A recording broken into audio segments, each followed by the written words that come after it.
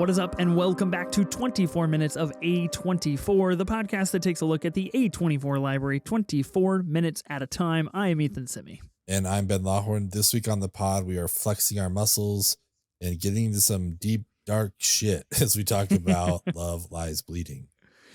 Gym manager Lou falls for Jackie, a bodybuilder who is passing through town en route to a competition in Las Vegas.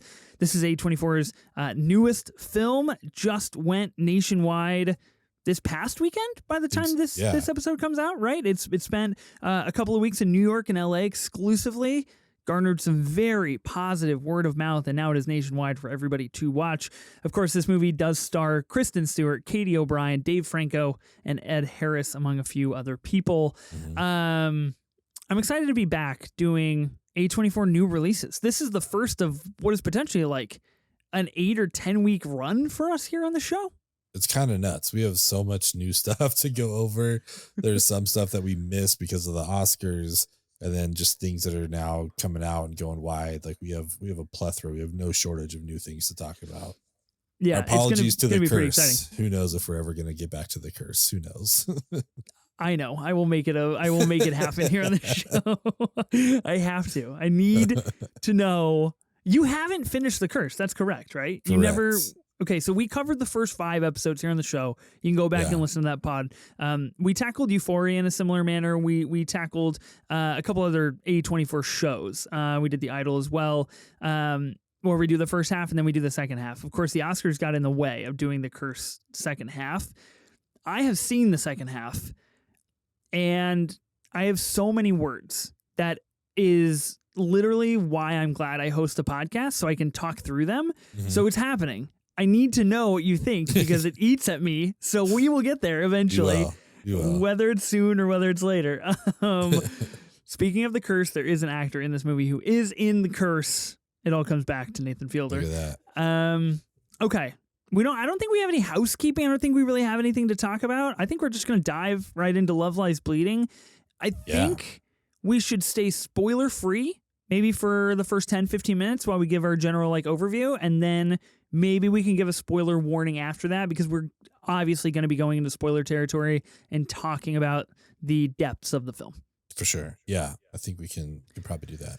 Okay, sounds good. So Love Lies Bleeding premiered at Sundance 2024. So this was back in January. It is now towards the end of March that it has got a nationwide release. So we've had about a 2-month buildup to Love Lies Bleeding coming out. Initial reactions out of Sundance were very positive. Reactions out of New York and LA, like I said, very positive. Garnered some really great word of mouth as this new kind of queer horror erotic thriller that's obviously led by Kristen Stewart. A hive that she possesses is very attached to her. So it's got a lot going for it.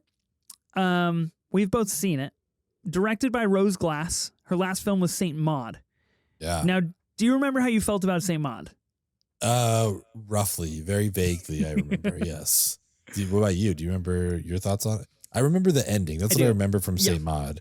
Yep. I remember feeling kind of like whatever-ish about the movie itself, but the ending sticking with me for sure. Yeah, I remember feeling pretty similar. I believe I gave it a C24 and you gave it a D24, so you're a little bit harsher on Saint Maud. I remember being pretty okay on the film as a whole, like you said, and then the final probably 3 minutes, I was just like, holy shit, that was insane. Yeah. Love Lies Bleeding, similar, not similar. We'll see. We're gonna tackle it when we get to the spoiler section. What are your non-spoiler thoughts on Love Lies Bleeding? Because we haven't talked about this, and honestly, I texted you as soon as I saw this, and I was like, all caps. I was like, so Love Lies Bleeding, and then we have not discussed this at all. We have not talked about it. One last thing about Saint Maud. Another thing I remember about it is that it is definitely better than Maestro. So I just want to make sure that is put on the record there. Just loading the Strays machine every episode. Gotta do it. I had a good time with this movie, man. The trailer had me sold, and it also had me worried that it wasn't going to live up to what I wanted it to be. But I think it successfully did that. I left this movie with a smile on my face. I definitely will be rating this higher than Saint Maud for sure. I thought everyone in the cast was great. I thought Jenna Malone was great. I thought this was like maybe Dave Franco's greatest thing he's ever done. You know what I mean? Like he's on screen for like 10 minutes, but he's a fucking top fantastic. tier weirdo is what he is. And he's so good at it. Yeah, this is what he's here for. And he did a wonderful job. Ed Harris, I'm super here for as well. I thought he was great. But really, I mean, obviously this is like the Kristen Stewart, Katie O'Brien show. And they were both just like, I thought they were marvelous. This is one of the best Kristen Stewart performances.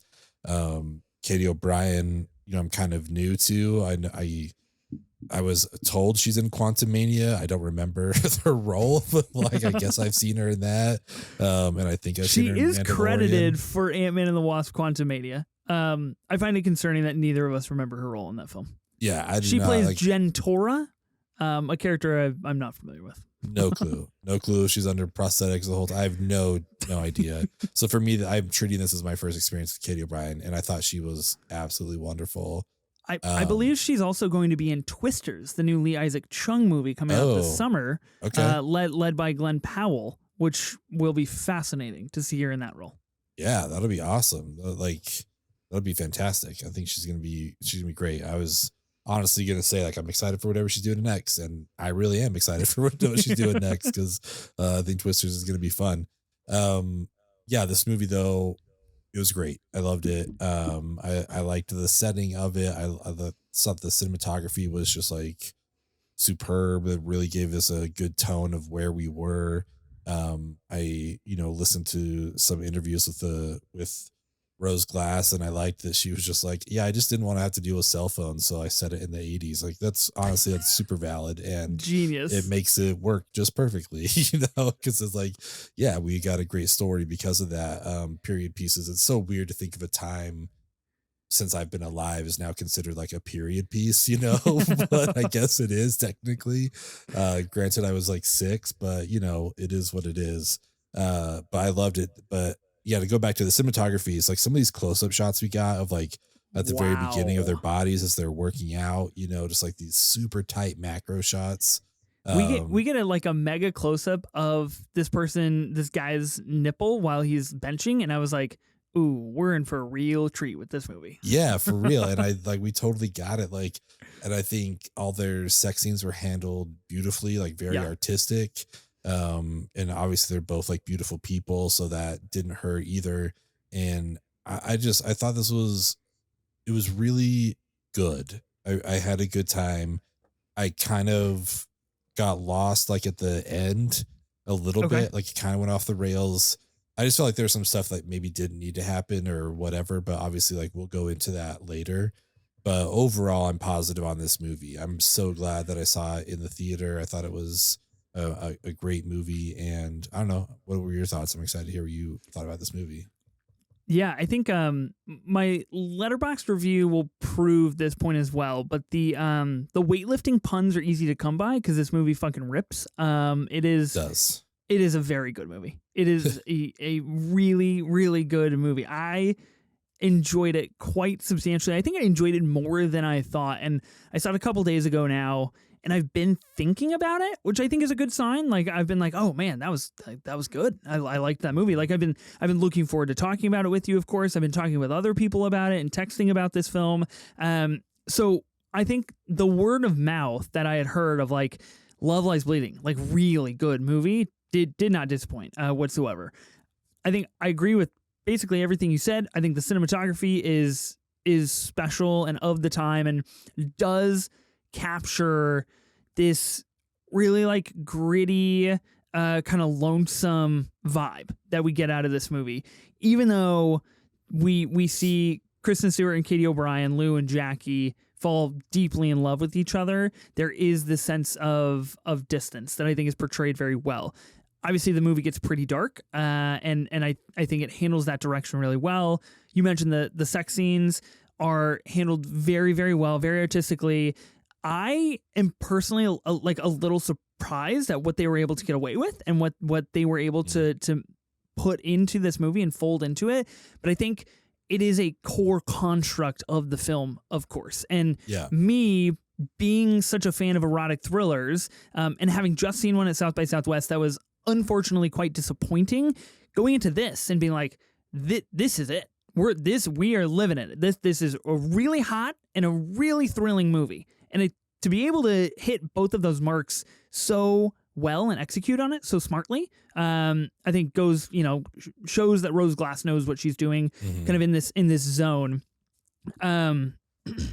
There's obviously a lot of spoilery parts that I want to get into. You mentioned Dave Franco. I think he's a really great weirdo, and we should talk more about him when we do the spoilers. But my viewing experience was interesting going into this movie because initially at showtime, it was like me and one other person in this theater. And I was like, oh boy, this is going to be an interesting experience to share with one other random person. And then gradually as the trailers are going on, probably like 20 or 25 people filtered in. And I was like, wow, this is great. Like we're all showing up to see Love Lies Bleeding on a Sunday night. This is fantastic. Unfortunately, this is like one of the first / only bummer theatrical experiences that I've had. The volume felt quite low. I don't know if you experienced this, but like there were moments where in the film it was pretty difficult to hear, just to hear, not to perceive like what they were saying, but literally like the volume. I wish the person was just like, yo, can we just like crank the knob like a little bit to the right and turn it up, which was interesting. And people even moved from the back of the theater towards the screen so they could hear it more. I was locked in enough to the movie where I was like, I'm not going outside to risk missing 4 minutes of this movie to tell them to turn it up, because what happens if I miss something that's imperative to this film? I couldn't risk it. I just can't do that kind of stuff. So I sat with it, and even though it was a bummer experience in the theater and hard to hear, I was very locked into this movie. And I walked away from it much like you. I was smiling. I gave a little applause at the end because I think it is so audacious, and I think it is warranted what we're going to be discussing and deciphering at the end here. And I immediately thought like, ooh, I can't wait to own that. Like that's a good key for me. Where it's like, cool, I'm buying that when it comes out. Like I can't wait to rewatch that in my house. I think that's a good sign. Kristen Stewart, excellent in this film. My Lord, so excellent in this film. She did a marvelous job. Yeah, I thought she was perfect. I mean, even when we were first meeting her, just like elbow deep in that fucking toilet, which is just dude, wow, so gnarly. But yeah, I think she did a wonderful job. I think people can be hard on her for her acting sometimes, but I loved her, and Katie O'Brien was great. We were lucky enough actually that my partner and I, we were the only people in the theater. It was just the two of us. Oh, a little private screening. Yeah. It's a bummer in the big picture of like it's that more people weren't there to watch that movie, but it was also nice. It was just literally the two of us, and like we could almost be like we were at home and just like, holy shit, did you see that? Like we could kind of talk to each other a little bit. But I think that's fascinating market wise, obviously, because you are in Salt Lake City and I am in Portland. There is quite a substantial, prominent queer community here in Portland. So it seems like people really turned out for this movie here in this city. I'm curious nationwide, obviously that shakes out differently for different cities. I do think in this case, and I know we kind of gripe about it here on the show sometimes, the rollout from A24 and the distribution of this movie going to LA, New York, out of Sundance for like a week and a half or 2 weeks, and only letting people exclusively see it some of the time and then rolling out to bigger cities, I think works well in this type of a situation. A very small, compact, interesting movie that is queer led and queer focused. That's a true like two-hander erotic thriller. Like I feel like that's niche enough towards like we should build some word and get it out. It seems like a successful distribution tactic, at least for this film. Yeah, for sure. I think there's plenty of demographics that they could be hitting towards. I think where I'm at, in Salt Lake City proper, it is definitely more liberal leaning. So I'm hopeful that the later screenings and other screenings have had people. A coworker actually approached me today because he knows about the podcast, and he's like, "Hey, I went and saw Love Lies Bleeding this weekend." I was like, "Hell fucking yeah, that brother! Is awesome. I'm super happy to hear that." And I mean, he's got great taste. If you're listening, of course, happens to be named Ben as well. Ben, what's up? Wait, are we sure this is not you just gaslighting yourself? This is like Sophie's other Twitter handle where she also is named Sophie. She's Sophie like, wow, you were one. so great on that movie draft podcast. It's like, yeah, I know. It's so good. I know. Thank you, myself. So I'm hopeful that it's like getting a good reception, but A24, man, sometimes it can be really frustrating, their rollout process. Yes, I agree. Here's my last distribution question for you, because I said I am excited to own this movie. Of course, it's only been out nationwide for 1 week here. We don't know, as of time of recording, we don't really know how it's doing at the box office. At least I didn't check. There's nothing like crazy substantial to report on that front. When do you think A24 comes out with a physical? When do you think they put it on VOD? Because they have already released, much like they did with Talk to Me, before the movie went nationwide, they released a capsule of online ceramics, A24 t-shirts, sweatshirts. There was a couple, towels and things that were Love Lies Bleeding themed. Personally, always hard to invest $60 into a t-shirt when I haven't even seen the film. But people ate them up. And now that I've seen the movie, I was like, damn, should have bought one. But A24 is obviously hyped on this movie as well. Mm-hmm. So I would assume they're going to use the momentum and drop it on VOD in like 2 weeks. I don't know. I mean, honestly, that's probably the unfortunate truth, maybe still capitalize on the actual television commercials that are out there and then just get it to the streaming soon. But that's kind of a bummer because I wish it had a longer shelf life in the theaters. But I'm with you on the online ceramic stuff, man. Like, it gets so frustrating. They release it before anyone's seen the movie. It's like, I don't know if I'm going to want this, like if this movie sucks, like I don't necessarily want Ed Harris on my chest. You know what I mean? Like, I don't know how I'm going to. Now, obviously, I wish I had it because, it would have been fantastic. I want it so bad. I'm still crossing my fingers that they put out some of those, like the gym shirts, that like that she worked at. That would be good. Yeah. Those would be pretty sweet to see. And I don't know, it kind of felt like that's something they could do, but yeah, I don't know. Can we talk about Ed Harris's wig for a moment? Because is that a wig? Is it a wig? Who knows? I'm just kidding. I don't know. Maybe he grew it out. You never know. That would be fucking commitment if he did. If he did grow it out. I would also be concerned because that's like literally the scariest haircut anybody could possess. So bad, like it's terrible, and it just reminds me of like a skeleton that like happens to have a head of hair. It's like that skeleton from is it Tales of the Crypt or something like that? Exactly. Yeah. That's exactly what I'm thinking of. Like, so deathly scary, but he pulls it off pretty good, I will admit. Yeah, he was all about it. I think it fit the character perfectly. It's kind of gnarly looking for sure, but it fits that character to the T. And I thought Ed Harris was amazing. I thought he did a really good job here. I agree. I thought it was really good. I think everybody we talked about, the kind of the four big ones here, everybody fully bought into this movie, which is special. I know that kind of sounds lame because, like, of course people are going to buy into a movie. Like, they're acting in a movie. Yeah. But it's like, we all just saw Madam Web, right? So, like, we know what can happen. And especially for something like this, when you get a core group of people that do believe in Rose Glass, do believe in the project that they're putting out, it's noticeable. And I think especially when somebody is wearing a wig like that, it goes a long way to be invested. Is this a top 5 all-time smoking movie? Ooh, it might be. There's a lot going on here. But I also enjoy the fact that like there are scenes where she's like legit smoking while listening to a self-help tape on how to stop smoking. So genius. I thought that was so good. I loved that. So yeah, I mean, in my brain isn't like functioning on all the smoking movies I've seen, but like I would not be mad if this was in the top for sure. Yeah, I think Kristen Stewart knows how to smoke on screen, and I think there are a small handful of actors that really do, and she is undoubtedly one of them.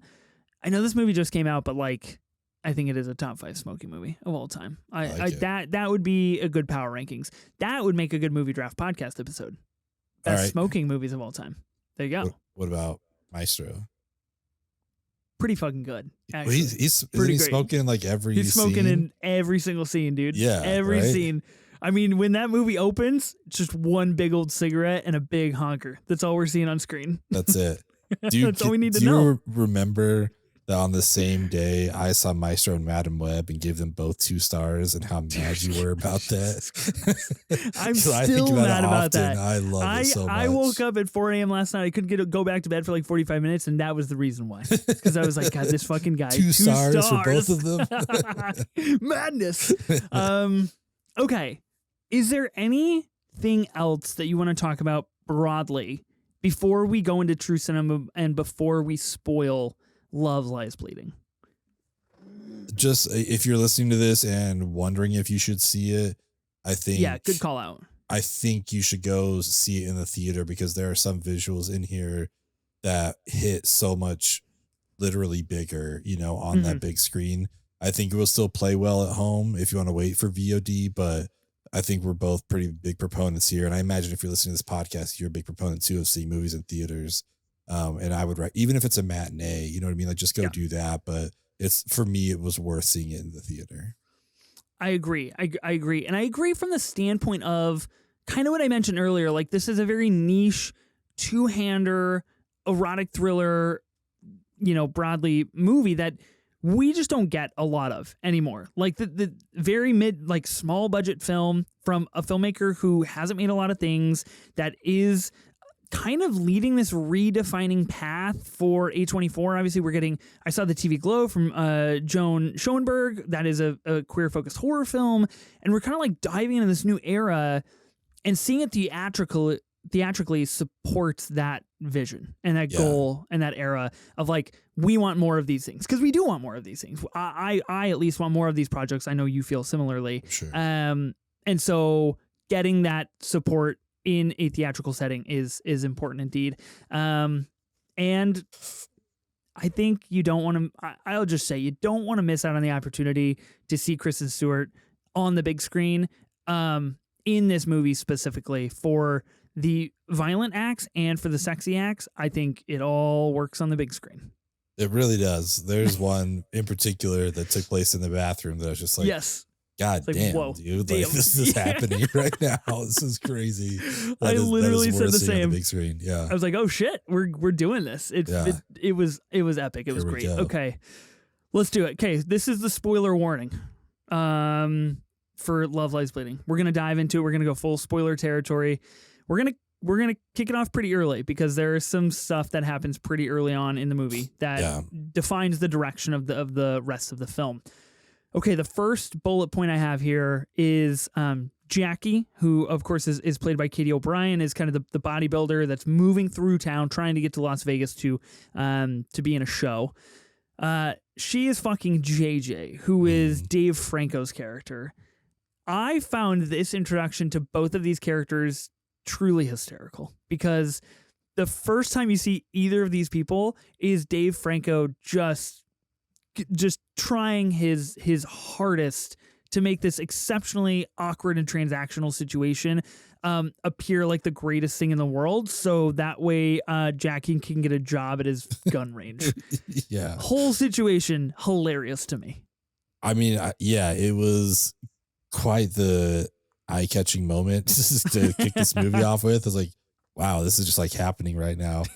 But the minute he finishes, rolls over and rolls down the window, it just like flings his condom out the window, like, okay, so oh my God. Like, it was hilarious. Like, you're just the a whole piece mannerism. of shit, dude. Wow, yeah, cool. It's just like, yep, I'm we don't know it yet, but it's like, I'm cheating on my wife and I'm littering. Like, I am just a douchebag. So those are like cardinal sins in that order. It's like cheating on your wife and then littering. That's how you go to the 7 rounds of hell. Yeah, 1A, 1B right there. Yeah, really. I mean, kind of, it was really interesting then just like getting the card and then just like, be careful out there, see ya, and then just like bouncing on her. It's like, oh shit, okay. Great introduction to these characters though. Yeah, definitely. Soon after this, I didn't really write it down as a bullet point because it's such a small little nugget, but soon after this, we see that Jackie has slept under a bridge, essentially, or really close to under a bridge. She's homeless. She's kind of floating through this town, and she starts working out. She starts doing push-ups and pull-ups and brushing her teeth while doing these things, out in the hot sun in the desert and under a bridge. And I think it was a perfect tone setter for like her character, but also the energy of the film, because it was just like, Jesus Christ, like she is ripped, and like we are diving headfirst into this world that's gonna get really dark and pretty messed up. But like I could never do that, and I found that really fascinating. And like you mentioned with the cinematography, like we get this incredible macro shots of like people's veins. We get it all through the movie of Jackie's veins. Which I like. I don't want to say too much more on that because I kind of want to save like the ending for the end.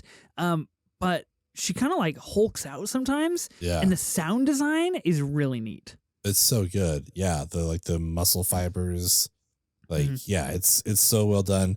This is also a good continuation of the introduction of this character, just like her commitment to staying in shape and working out. Like even if she's like literally under a bridge, she will find a way to like maintain herself. Yeah. I thought that was just super interesting. I was like, damn, I don't care about my body at all because I don't do any of these. Like, I'm not that motivated. Can you imagine sleeping on the concrete like that? Like, just, oh my God. And then working up and being like, yo, let me do 1,000 push-ups. Okay, next one here. Jackie and Lou meeting. Lou, of course, played by Kristen Stewart. They meet when Jackie goes to the gym. A real kind of meet cute moment because Lou is like overcome with this attraction to Jackie and is staring at her and ignoring other customers. And it's really quite funny. The introduction to kind of these characters and relationships. They meet, they have sex in the gym, and then we get the introduction of muscle enhancers. Lou gives some muscle enhancers to Jackie. And this for me was the first moment where the humor and the kind of sexy erotic thriller nature of it really combined to then go down that more erotic thriller path. But this is where Lou offers to give some of this and inject some of this into Jackie. And Lou asks her, where do you want it? And Jackie's like, in the butt. And then she just puts the syringe in her butt. And I thought it was hysterical. I was the only person like laughing. So I was laughing quietly. But I think that self-awareness of the script and the characters, and this kind of like very electric queer love story, it all meshes together exceptionally well. Yeah, it's so good. I think if I remember correctly, this is also the scene where, like you said, Lou is watching Jackie at the gym, just can't take her eyes off her, and then Jackie starts talking to some guys, and Lou just like gets up like, we're closed, and turns off the lights, just like makes everybody leave, Yeah, and the guys are like, we're working out, and she's like, fuck off, we're closed. Fuck off, it's so good. I that really got me. I mean, the Franco thing got me, but this too, it's like, oh, this is actually like kind of funny, some of this stuff. And that is really an energy that only Kristen Stewart can pull off. And if you think about somebody else in that role, it just doesn't work because Kristen Stewart has that like grit and that hard edge to her where she can make that happen. And I know we'll talk about her a little bit more later in the pod, but like similarly to Crimes of the Future, I felt Love Lies Bleeding has this kind of Cronenbergian like blood to it that is pulsing through the film. And of course, Crimes of the Future is a David Cronenberg film, and she is so offbeat and wry in that movie in a way that only she could be. So I think she continues to establish herself as like a sole person that can only do what she does. Yeah, I'm with you on that. There's a few line deliveries in here. It's like, oh yeah, she crushed it, and that's like because of who she is. So, I thought this was a funny intro to the Lou character and her feelings about Jackie becoming pretty apparent. Then we get a little bit of Jackie's violent side as well, when she kind of gets hit on to too far of an extent, by some of the muscle dudes outside. So yeah, I think again, it's just like really getting to know these people and what they're willing to do and who they are. So this was a great setup. Did you buy the kind of passion behind Jackie and Lou as we're going through the film? Like, did you buy that relationship and that true like falling in love aspect for them? I did, in the sense that like I can't imagine how accepting the community of some Mm, small New Mexico town in 1989 was about queer people.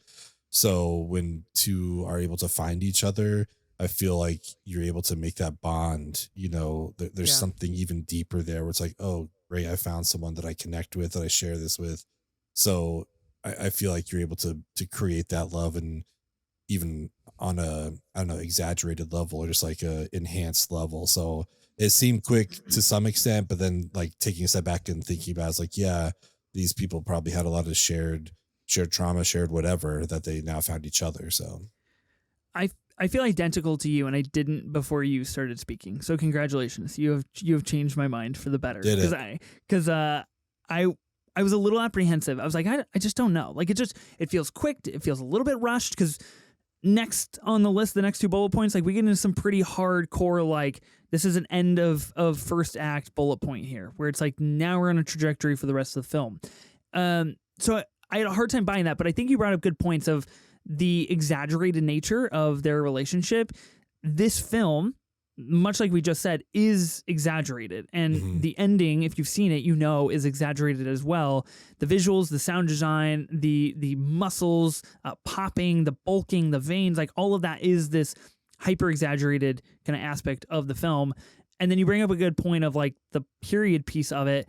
And if we think about Lou, what we know about her dad and her family, and what we find out along the way, and what did or did not or might have happened to her mother, and obviously her own personality, it does feel like she's been waiting her whole life for someone like this to step in. Yeah. And it has finally opened the door, and she is taking full advantage of that. She is going right to the tip top levels of how she can express her love, both physically and through protecting and sacrifice and these other things that she does for Jackie. So I think the more that I think about it, the more that I do buy in. I'd be really curious when I watch it again to Yeah. see how I feel about that. Okay, next on the list, dinner out with JJ and Beth.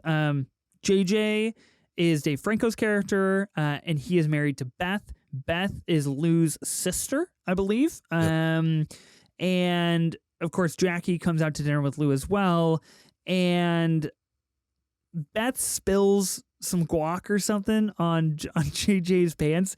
And again, elite Dave Franco just busting out the like, you can't just rub that off my dick in the middle of a restaurant, Beth. And goes to the bathroom. Lou confronts him, basically says, look, if you're gonna abuse Beth one more time, you're not gonna like the circumstances, the consequences. He doesn't buy it at all. Yeah. This scene, I think, is the biggest eye opener into the dynamics of what we're working with, and really the tension and the tone of the darkness that is surrounding this very, very magnetic love at the center. Yeah. Yes, exactly. I think this is also where we learn all the connections that these characters have, because we Yep. know that Dave Franco works for Ed Harris, who is Kristen Stewart's dad. So we get that connection. But here at the dinner, we realize like, oh, that's actually Kristen Stewart's brother-in-law. And Yeah. so now we know for sure that he was cheating on his wife. They have some fun, almost like comedic, awkward silence between Jackie and JJ. It's like, oh, this is super awkward, this is really weird. But yeah, it gives us a good idea of what's coming here, with her confronting JJ and just being like, if you touch her again, whatever. And then we learn, that's why Lou is still there, is to protect her sister. And Right. that all goes kind of awry, in just a little bit. Just slightly, ever Just so slightly. Yeah. Of course, after this, Jackie has a good sense of what is going on with Lou and with her situation, and realizing to the consequences and the outcome of Lou being such a caring person to Beth and never moving on with her life. And that is why Lou is here still in a town ran essentially by her father, Lou Sr., played by Ed Harris, and his drug ring. Is it a drug ring? We're never really told explicitly. Yeah, I don't know for sure, though, because don't we see like guns and stuff like that too? Like, Yeah, it's probably a little bit into everything. yeah. He's definitely a little bit into everything, and that seeps into Lou's life. And so I think Jackie feels this and feels for Lou and wants the best. And Jackie's of this mindset where she is achieving her dream. She's going to Vegas. She's going to perform in a show. She's going to win. She is going to be the next best bodybuilder. And because of this, she then follows JJ home and essentially beats him to death and crushes his skull into a table. And it was fucking crazy, bro. It was insane. I had no clue we were going that direction, and I was shocked. It was shocking. So yeah, I think they get called. Lou gets called to the hospital, right? Because the Jenny Malone character has just been severely beaten, and that's like the entire left side of her face is like, basically like Jesse in Breaking Bad, where it's just purple and inflated, and you know that JJ caused this. Yeah, and she's not responding to anything. She's totally out. So yeah, we see Lou's frustration, and then that's where we see Jackie's like, okay, well, I'm gonna do something about this. But yeah, that scene, man, like the shot that we stick on where she's like smashing his head and we don't see anything at all. It's like, oh, they're gonna kind of subvert, the violence or whatever. No way. Unlike Talk to Me, where we watched all this happen, it's like, oh, we're not going to see it. And then instead we see the aftermath. And it's just like almost worse. It's like, holy shit. Like, I think that's his jaw. That's like, on the ground. Split in half. Yeah. Right?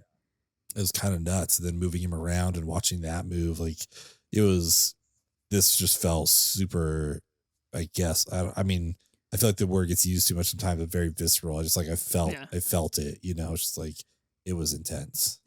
This feels like the first time as well to me where Rose Glass is really smart about playing with the juxtaposition of height and camera angle with Jackie and with Katie O'Brien's character, because this happens. We get a very low to the ground angle upward toward Jackie, who in this moment feels like a giant monster. Yeah. And is that to us, the audience, and of course is that to JJ.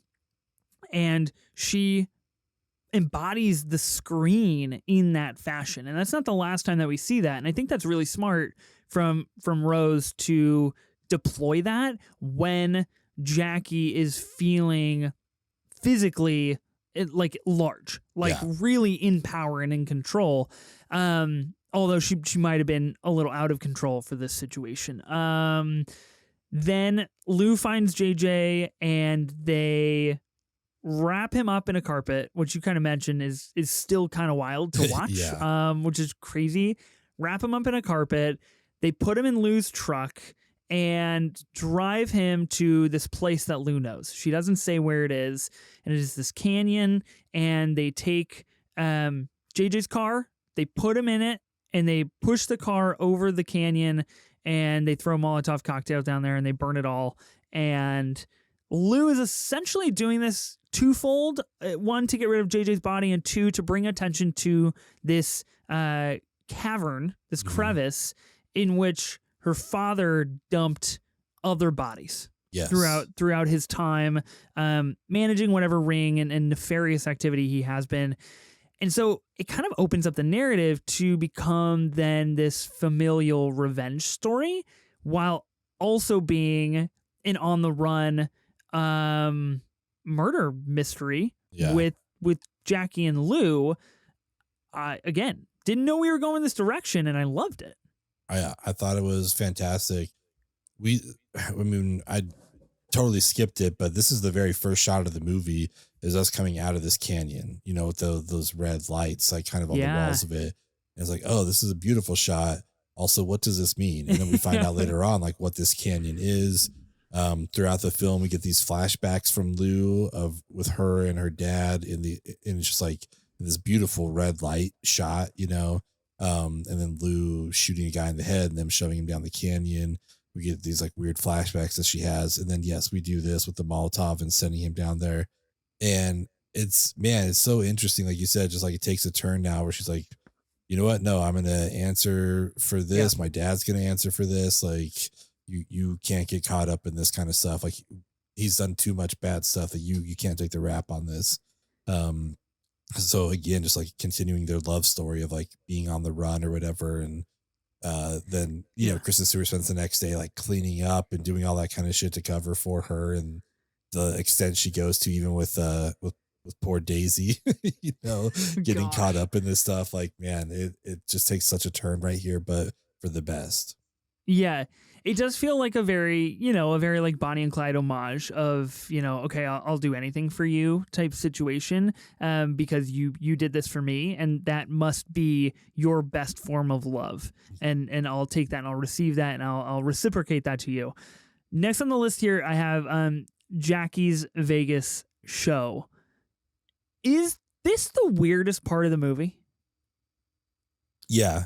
I think so. The on stage, like the solo on stage stuff. Yeah. So it's definitely the weirdest part. Yeah. So Jackie gets essentially addicted to these muscle enhancers. And I think it's brilliantly structured when she is withdrawing from them, because we understand voices are muffled and we get this very disorienting kind of look around. And then we get a hard cut to when she has injected and when she feels great. She's doing push-ups, she's ready to go, and then she's on stage doing her kind of solo exhibition. Things start to go wild. She thinks about and sees visions of JJ and her murdering JJ, and then she begins to kind of vomit, but she vomits up a full-grown Kristen Stewart Lou, who is also covered in amniotic fluid, and says something to her. I was so disoriented by what was transpiring. I was not very focused. And then we cut to reality, and Jackie has vomited all over the stage, and she starts to attack some of the older bodybuilders that are mocking her. And Jackie is really fallen off the rails at this point in time. And we're like only maybe halfway through the movie, and things have taken a very dark trajectory for her character. I was really wondering what was going to happen. Like, I don't know if we were getting to a men's situation where like people are just going to keep throwing up like these full size human beings. And then Lou throws up a Lou Senior, and then he's like kind of small. I was like, oh shit, and what is happening? He throws here? up a JJ, and he comes out with his weird stash. Man, this sequence.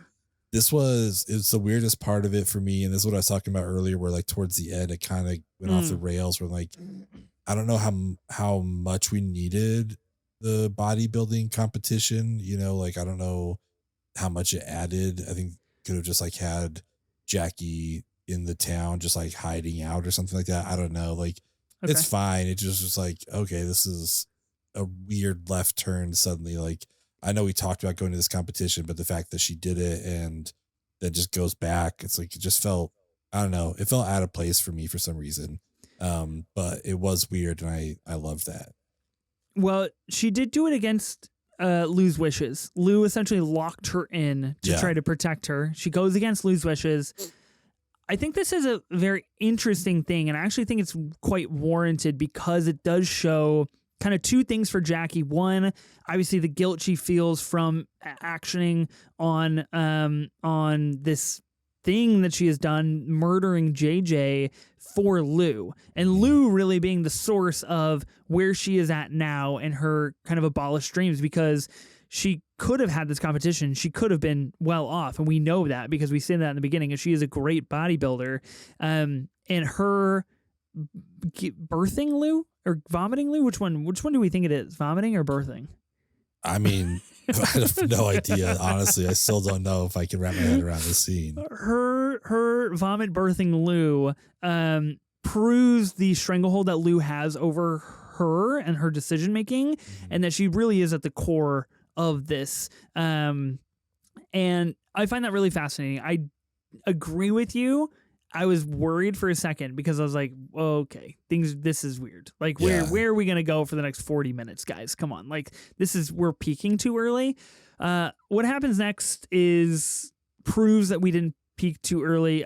Jackie is enlisted by Lou Senior to go take care of it. And that would be to kill Daisy, the only witness to Lou and Jackie disposing of JJ's body. And then essentially killing Lou. I think that was part of it. Am I interpreting that correctly? Because she tries to fire the gun at Lou and it's empty and she says, oh, fuck. And then she runs away and Lou is left managing just a bloodied, dying Daisy on the floor of her apartment. Yeah, I think that was the overall mission, was to take care of both of them. But she literally couldn't pull the trigger on it. But she took care of Daisy. That was a shocking scene too, where suddenly Kristen Stewart has blood on her face. I'm like, what is happening? Like, did Daisy just throw up or what was it, you know? And nope, she just got fucking blasted in the face, man. It was no big deal. Yeah. Immediately after this, the FBI comes to Lou's house.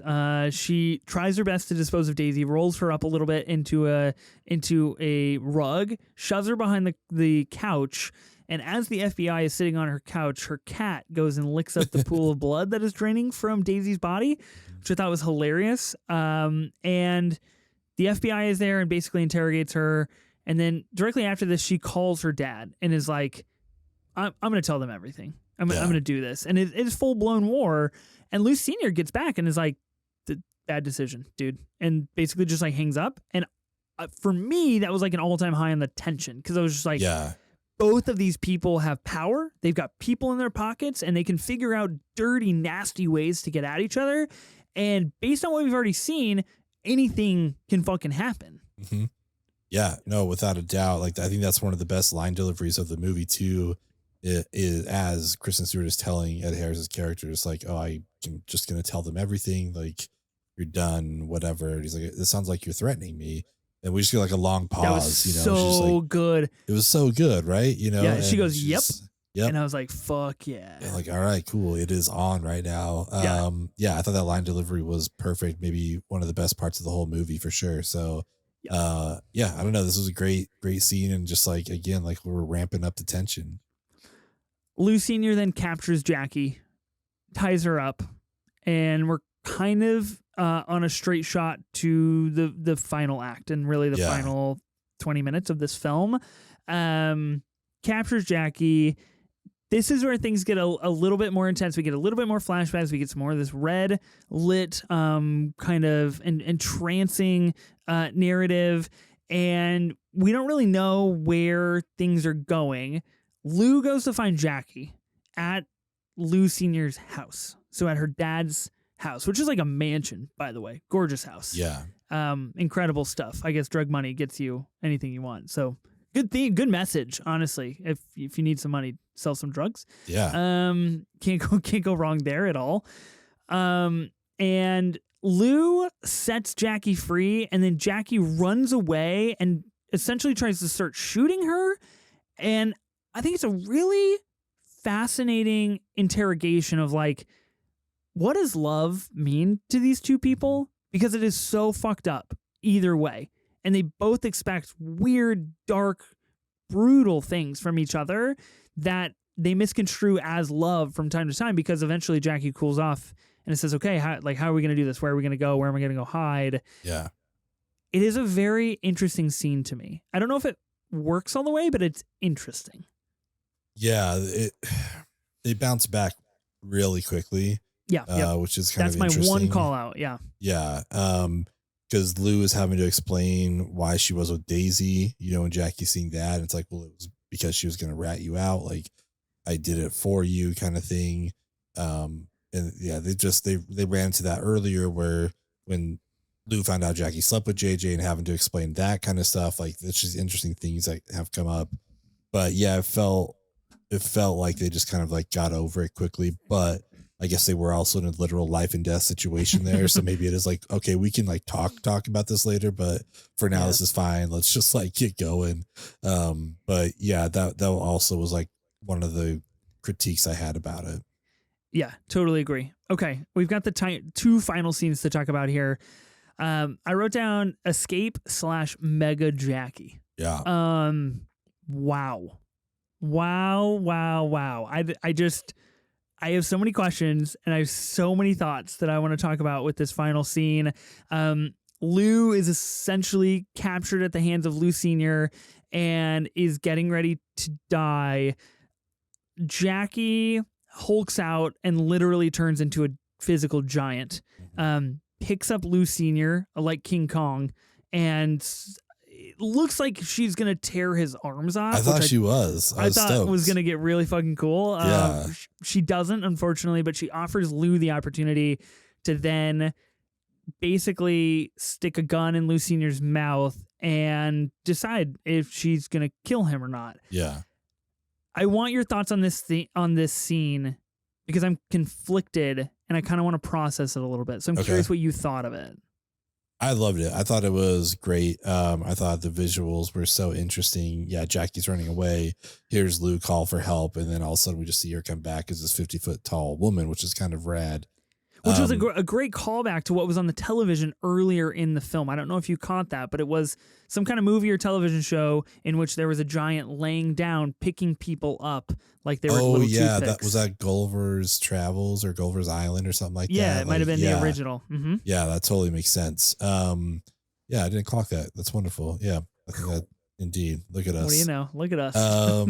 Yeah, I took it though not as a literal thing. I took it as just metaphorically, she was this huge giant that came and saved the day. Because I do think even in her regular state, she could have held down Lou Sr. like that. Because, dude's pushing 70 at least or whatever. But I just took it as more the metaphorical thing. And I took that throughout the whole movie because every time, when Jackie kind of like hulked out a little bit, it was like in response to an emotion, and oftentimes brought on by Lou. So just like, it just felt like, oh, this is driving me crazy, or this is like making me feel extra passionate, whatever it is. And then this was just like, it just like coming out in its full strength here. But to me, it was just the metaphor of just like her coming to save the day. But I thought it was really cool. And then they're both giants and running away and stuff. And I thought that was rad. Yes. Quick sidebar. I have a poster for The Abyss, the special 4K re-release that I'm looking at off to the side of the camera that has Ed Harris's face really big on it. So nice. It's really disorienting looking at that and then talking about Ed Harris as Lou Sr. in this film. Shout out to Ed Harris. Just a fucking journeyman. Being in fucking awesome stuff for 40 years, man. Crazy. Okay. This scene, much like you, I took it metaphorically.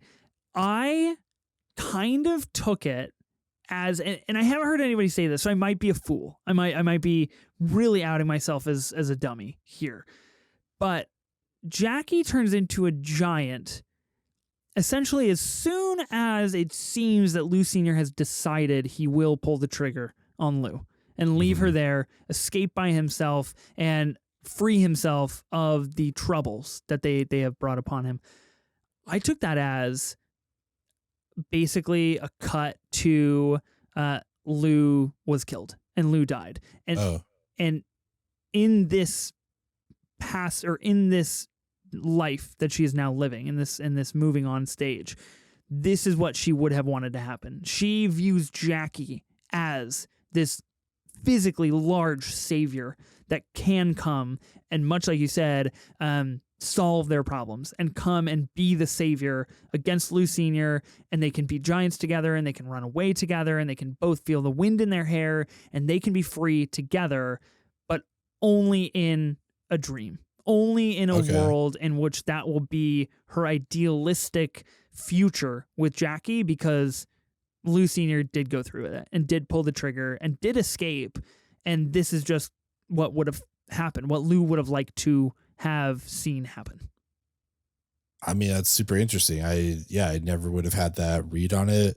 I think I just took it more as straightforward as you can take a 50-foot tall woman. I just like took it for what it was, they ended up getting away, which was good. But I think that's an interesting read on it for sure. Thanks. That was a really polite way of being like, you're a dumb fuck and you really don't. No, not at all. Know what you're talking about. I'm the one who didn't read it that way. It's like, that's super interesting. Yeah. Obviously I think it go both ways. I think it is one big metaphor for Lou's love and hopefulness of the power that Jackie can instill in her life and can get her out of this cycle of Lou Sr. And maybe it is talking a little bit to the fact that Lou might view that relationship as like a chip in this game to escape what she's been enraptured in for so long, and Jackie can offer that freedom. The very ending, we get the credits, and during the credits, they're both driving away. Daisy is in the back of the truck. She starts to kind of move and wiggle a little bit, which, again, I feel like lines up with my read a little bit because she's fucking dead. She's been dead. She was shot in the head. So I find that suspicious that she's like moving around and starting to wiggle. And Lou drags her out in the desert as Jackie remains in the car, not really watching. Great split diopter shot here, which is really brilliant. And she brings Daisy out and she steals the cigarettes out of her pocket and lights up a cigarette because Lou has been, much like you said, trying to stop smoking throughout the entire film. Yeah. That says something. I don't quite know what the read on that is. I need to revisit it, but I think there's a lot to unpack. I don't know if the credit scene works for me. Okay. I'm conflicted. I mean, it's totally fair. I thought it was interesting. It was kind of, I don't know if humorous is the right word, but the fact that she wasn't dead and she's like, all right, I just have to like choke you out now. Which is kind of, because I had the same thought too. It's like, man, you've been passed out then for a very long time if you're not dead. Like, I know we only saw a hole like in her cheek and we didn't see it like go through her skull or anything like that. But still, that's just like, that's a lot to live through. So I don't know. But I did like Lou just like watching her just like drag Daisy in the desert while Jackie's just like passed out in the front seat. And it's just like, Lou's just like, sometimes she's gonna have to handle this shit on her own, kind of thing. Yeah. But I don't know. It was an interesting ending. I may have liked it more if it had just ended after the two, like their giants running away together. You know, like that could have been a really interesting ending.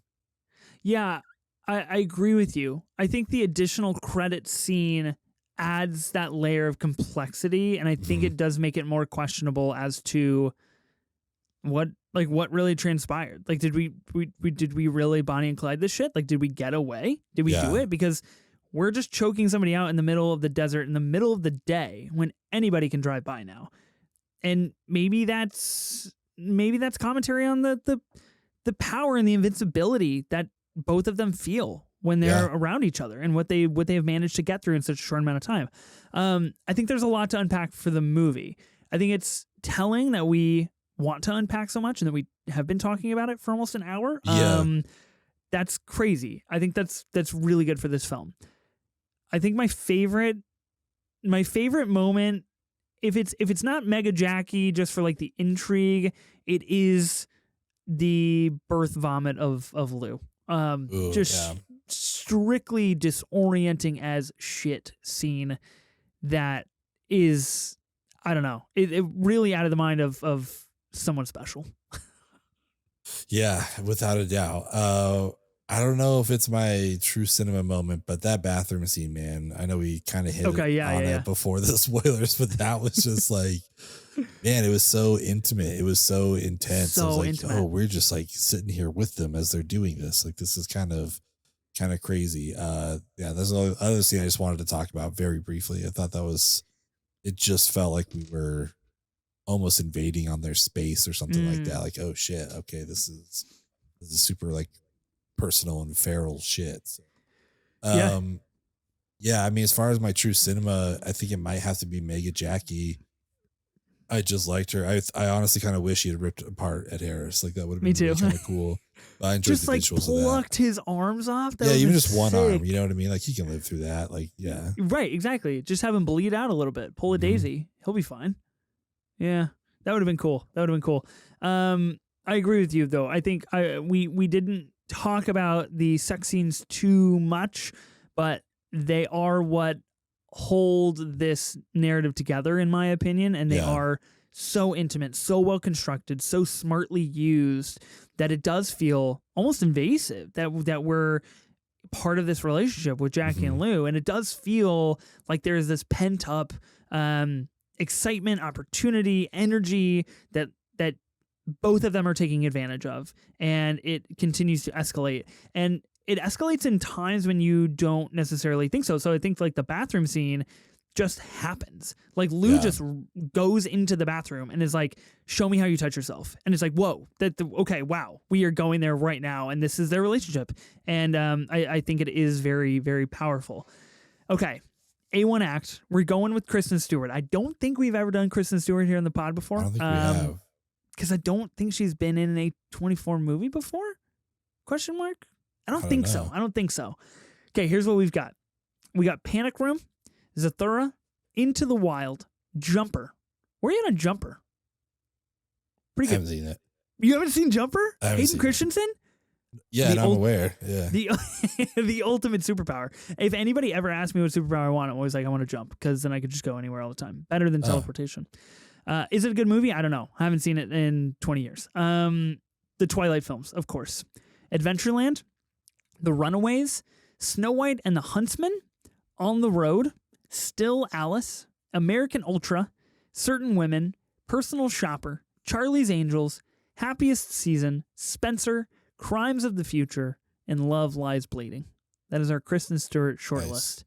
I like it. Some really good stuff on there. Yeah, without a doubt. Are you a Twilight guy? I've only seen the first one. Okay. All right. I think I've seen them all, but I don't remember. I mean, they got our Pats, so I had to be there. You know. Yeah, that's your Batman. I get it. It is my Batman. For me, I'm gonna go with The Runaways. Okay. Cool story about Joan Jett and the Runaways. You know, as they're coming up.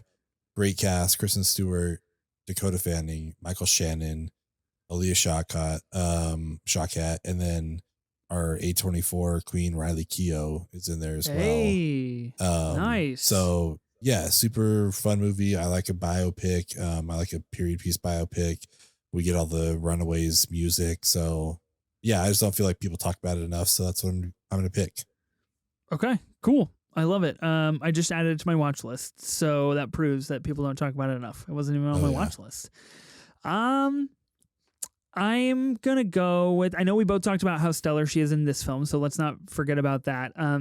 But I am gonna try to mix it up. I like her in Happy Season. I actually think she's pretty good. But I'm gonna go with Crimes of the Future. I mentioned that in the beginning. She is so good. For the limited screen time that she has in Crimes of the Future, I was so interested in her character. I wanted to know so much more.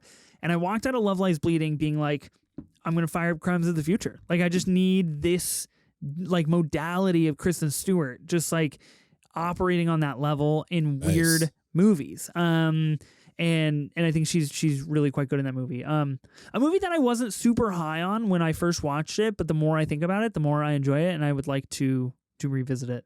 Another film that is built around, strange sexual dependencies. Yeah. Okay. Interesting. Yeah. Okay. A24 ranking. We haven't done one of these in quite a long time. It's been a minute. What are you feeling? I think I'm feeling a solid B24. Okay. I think that's how I feel about it. Like, with room to be a B+ on a rewatch, but a B right now. That sounds pretty good. I agree with you, actually. I am going to go with a B24 as well.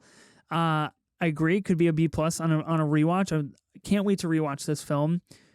I think it's really good. I think it's got some interesting talking points. We mentioned the things that maybe don't work for us, but I think it says a lot, and there's a lot to unpack there. And it's a really well executed film at what it's trying to do. Yeah. And I had a great time. With Love Lies Bleeding. Well, I think that's a solid rating from both of us. I don't know. Pretty good. I'm excited for a rewatch for sure.